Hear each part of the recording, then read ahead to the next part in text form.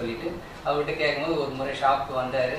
நான் பண்ணி விட்டேன். என்னுடைய வேலையை பார்த்து ரொம்ப உன்னுடைய டேலண்ட் வந்து ரொம்ப நல்லா இருக்கு, நீ நல்லா ஒர்க் பண்ற, சூப்பரா இருக்கு, சென்னையில் பண்றவங்க நீ ரொம்ப நீட்டா பண்ற, நல்லா இருக்கு அப்படின்னு சொல்லிட்டு என்ன மோட்டிவேஷன் கொடுத்தாரு.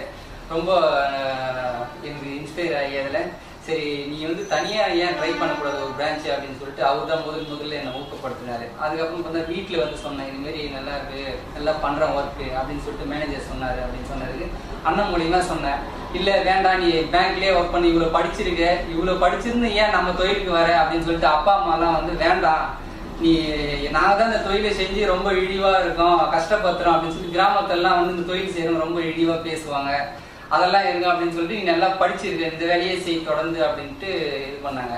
சரி நானும் வந்து செய்யலாமே கொஞ்ச நாள் போயிட்டே இருந்தது. இருந்தாலும் பார்த்தீங்கன்னா எனக்கு வந்து தனியாக ஒரு பிரான்ச் ஆரம்பிக்கணும், நம்மளும் வந்து சம்பாதிக்கணும், வளரணும்